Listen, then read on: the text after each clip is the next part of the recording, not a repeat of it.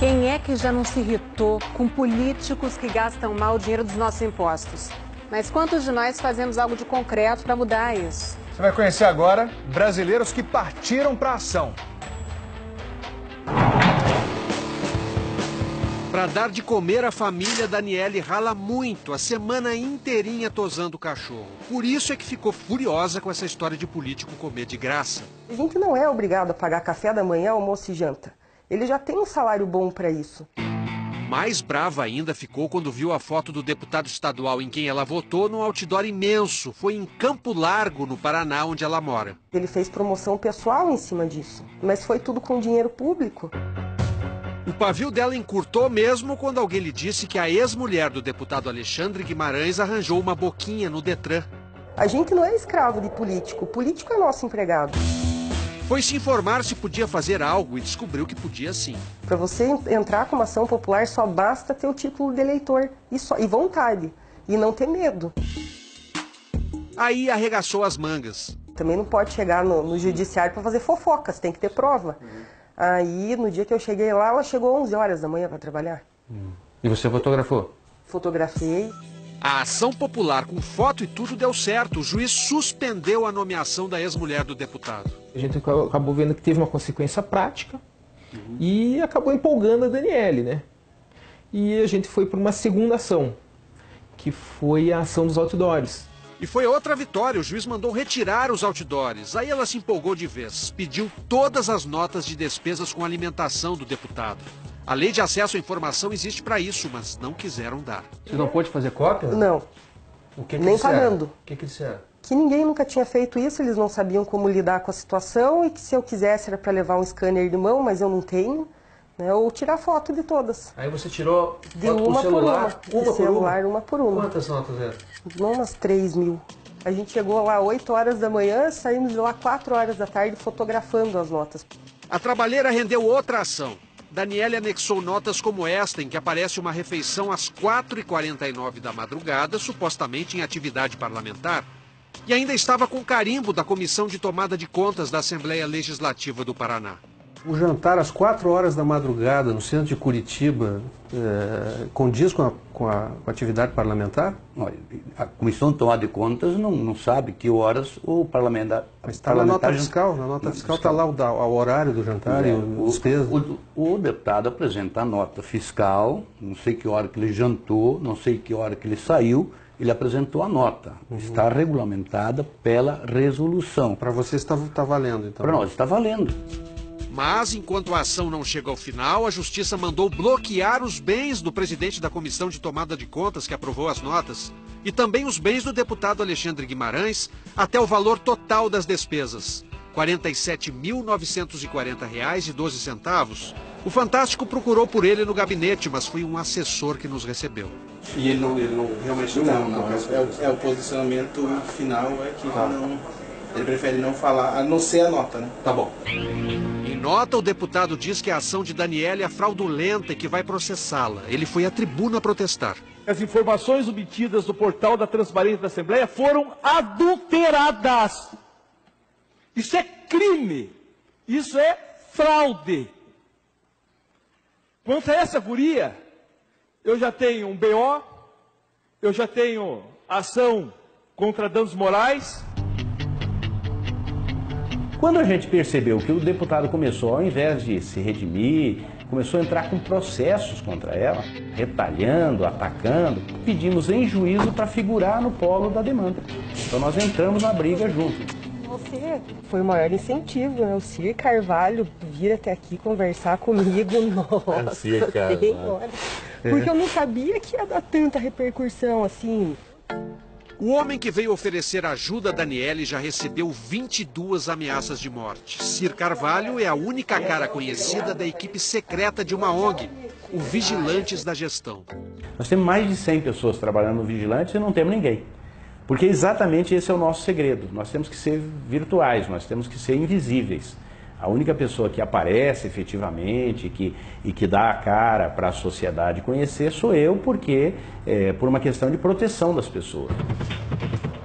Desse escritório no centro de Curitiba, Cir coordena mais de 600 investigações pelo país afora. vai desde uma recomendação a um prefeito para parar uma licitação ilegal, até uma ação civil pública contra um determinado empreendimento feito com o conluio de agente público. Uma das mais importantes é a da licitação do lixo de Cascavel, no oeste do Paraná. Um negócio de 175 milhões de reais. O Vigilantes alertou então o prefeito que o edital tinha problemas. Em vão. O prefeito simplesmente continuou. Estranhamente continuou. Então não restou outro meio para nós do que levar ao Ministério Público. Ao receber os apontamentos da ONG, o promotor do patrimônio público não teve dúvida de que se trata de um jogo de cartas marcadas. O edital era um edital direcionado que acabava favorecendo a empresa que prestava serviços para a administração naquele período. 2 ações civis públicas e uma ação criminal foram abertas e estão em andamento. O Fantástico procurou a empresa vencedora, a mesma que presta serviços há anos para a prefeitura. Queria falar com algum responsável da empresa, por favor. Diz que não atende ninguém, não. Não tem ninguém que possa atender a gente? Não. O atual secretário estadual de Assuntos Estratégicos, Edgar Bueno, era prefeito de Cascavel quando a licitação foi feita. Ele não vê nada de errado no edital. Nenhuma das recomendações encaminhadas à prefeitura fazia sentido para o senhor? Não havia nada? Não, algumas sim, inclusive das próprias empresas. Não, eu digo a recomendação da ONG, que foi encaminhada ao senhor. O senhor não aceitou nenhuma? Nenhuma delas fazia sentido? Foi analisado. Alguma coisa foi acatada. O quê? Não me lembro o quê, mas alguma coisa foi acatada. Assim que não tinha muita importância, mas também não tinha problema a trazer. O Ministério Público acho que tem importância, tanto que está movendo ações contra o município de improbidade contra integrantes do seu governo. Sim, o papel do Ministério Público é mover ação. Agora, nós temos a obrigação de ir na justiça. O juiz tem que julgar. Para o juiz julgar, ele tem que conhecer o processo. Vasculhar editais da Prefeitura de São José, na Grande Florianópolis, é a obsessão desses 2 homens. Papel higiênico estocar tanto, para que isso? Pode ser uma compra esdrúxula de 7.000 fardos de papel higiênico. Esticando e emendando um rolo no outro, dava para ir do Brasil ao Japão e ainda sobrava papel. Daria para mais de uma década do consumo da Prefeitura. Em nota, a Prefeitura de São José afirma que a licitação foi feita na gestão anterior e que um erro administrativo gerou a compra em fardos e não em rolos. Por isso, um estoque exagerado. Mas e quando um asfalto mal feito aparece diante do nariz? 800 metros de rua, o município gastou por volta de 700 mil reais e exatamente em frente à minha garagem, 6 meses depois de concluída a pavimentação, o asfalto já começou a esfarelar. Quer dizer, em frente à sua casa, em frente à sua garagem, é quase um desaforo, né? Exatamente. João Alfredo e Jaime são voluntários do Observatório Social de São José, uma ONG que pega no pé dos políticos da cidade. É claro que eles não gostam. Eu questionei pontualmente uma informação errada. Então eu fui à tribuna e fiz o questionamento. E expliquei que estava errado. O vereador chegou a cortar um pedaço de rua e levar para a tribuna da Câmara para mostrar que o asfalto era bom, mas não convenceu o observatório. A gente solicitou o memorial descritivo, o edital, especificações. Na verdade, informações que já deveriam estar no portal da transparência e infelizmente não estão. E qual a resposta? O município não nos remeteu essas informações e não disponibiliza à população. Quando é assim, um pedido de explicações é encaminhado ao Tribunal de Contas do Estado. O de Santa Catarina tem orçamento de 250 milhões de reais por ano, justamente para fiscalizar esse tipo de indício.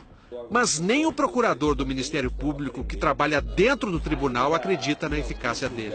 Os tribunais de contas brasileiros hoje, né, ou a maior parte deles, pelo menos, são instituições absolutamente capturadas pelo que há de pior na política brasileira.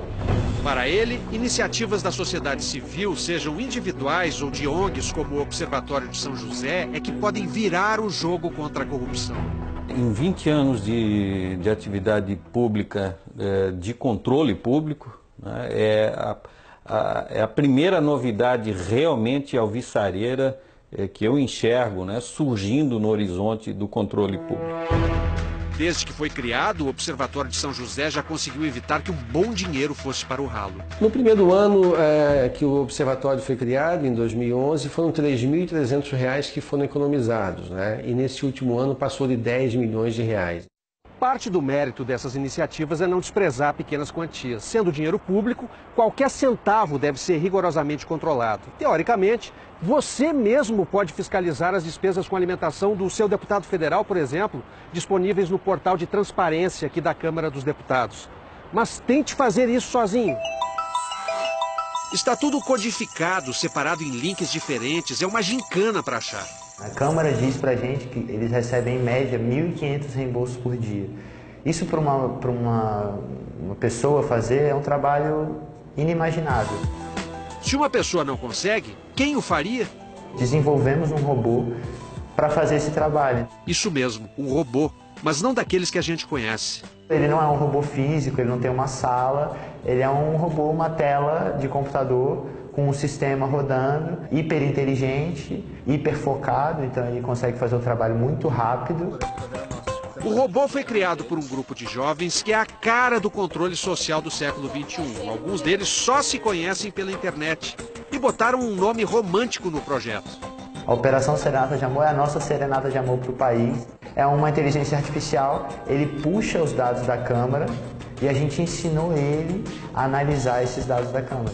O nosso robô leu e encontrou 8.000 suspeitas em 3 milhões de notas em 1 hora. É impossível um ser humano fazer isso ao mesmo tempo. Algumas suspeitas não são necessariamente ilegais, mas por que um deputado gastaria, nas férias dele, na cidade dele, R$ 1.400 num restaurante que serve carne de bode? Eu tenho minha residência em Petrolina também, mas lá não tem quem faça comida. O senhor gastou R$ 1.400 num mês com carne de bode? Fazendo refeição lá, não é carne de bode, é almoço. Almoço, janta, que minha família mora aqui em Brasília, e quando eu chego lá em Petrolina, eu faço a refeição lá no Geraldo do Bode. O senhor não vê nada de errado? O senhor tem o direito de fazer a refeição e ser reembolsado? Alguns deputados acabam dando razão ao robô dos garotos. Tem uma nota sua que eles consideraram suspeita. Eu queria que o senhor desse uma olhada para o senhor ter uma ideia do que se trata. Eu já, inclusive, já devolvi o recurso. O que é isso aí? É R$ 145 com açaí? Não, não é com açaí não. Isso aqui, na verdade, é um restaurante. Realmente o valor era exacerbado, diferenciado, então eu resolvi fazer a devolução. Então o senhor assumiu e devolveu? Sim, fiz a devolução. Eu achei que o valor realmente estava fora do convencional e fiz a devolução. Apesar, repito, não ser ilegal. O Serenata de Amor parece ter conseguido o inimaginável. A tecnologia proporcionou para as contas públicas coisas incríveis. Uma delas é fazer um deputado discutir com um robô na rede social, né? A gente criou uma conta numa rede social pro robô e ela posta lá o que ela encontra de suspeito. E ela marca o perfil do deputado. Então os deputados que não estavam respondendo a gente pelo meio oficial, eles começaram a nos responder pela rede social. Internet, conectividade, cobrança em tempo real. Estão aí as ferramentas de controle dos novos tempos. Mas tão moderno quanto um robô é trocar a reclamação passiva pela força das ações concretas. Não basta só o sujeito gritar, eu estou sendo roubado, né? Na verdade, ele precisa reunir documentos, ele precisa constituir provas, ele precisa dar sequência àquela indignação dele.